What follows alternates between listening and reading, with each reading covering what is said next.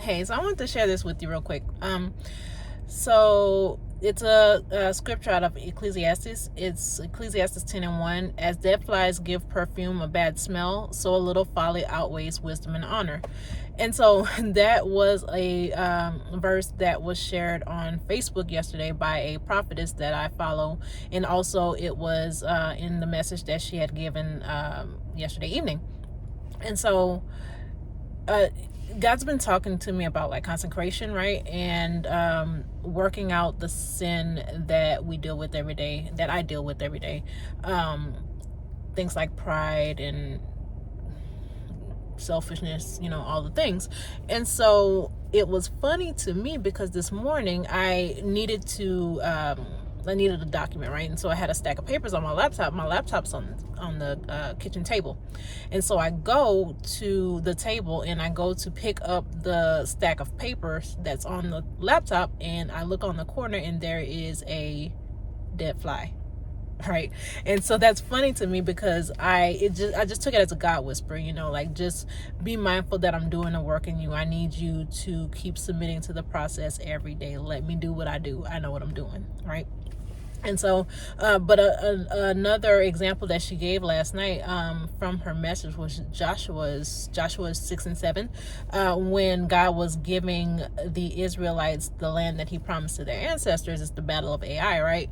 And so he tells Joshua to tell the people to consecrate themselves because he's going to do something big. Paraphrasing, right? But he's going to do something big. They need to consecrate themselves. And so they do that. They go and God gives them the victory. And then there's another battle and they lose. And Joshua got so upset and he's like tearing his clothes and he's putting like ashes on sand or ashes on his head. And he's like, what happened, God? Basically, like, what am I supposed to tell the people? Like, you told us it was like a certain victory. What is it? And so God tells him, there's somebody among you that has taken for themselves what I asked to be dedicated to me. And so they go and they round up everybody, or actually I think they searched the camp is what happened, because of what God said, it's somebody that has taken items that don't belong to them, basically. And it's this guy named Achan that took the item. It was like a silver bar and some type of garment. And when they get him, he confesses and he says, yes, I have taken them. They're at my house under, wherever the location was. You can go and find them. And so they do that.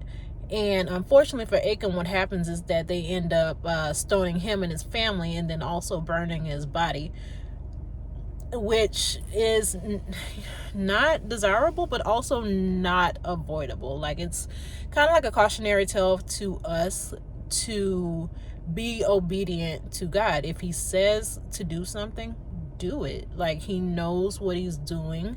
He has a plan for all of us. So, like I said, just be mindful that, when we're disobedient, that's sin. When we don't submit ourselves, that's sin.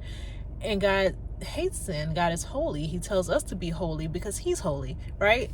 So just be encouraged. Just if you know that there's something that God is trying to work out of you, stick to the process. Be in prayer.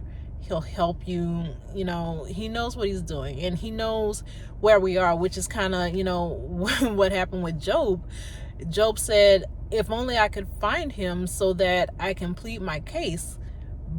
But he knows where I am. And when he's done with me, I'm going to come out as pure gold. God is refining us. He's calling for us to consecrate ourselves so that we can be used for his will. So hope that's encouraging. It's encouraging to me, if nothing else. So you guys be blessed.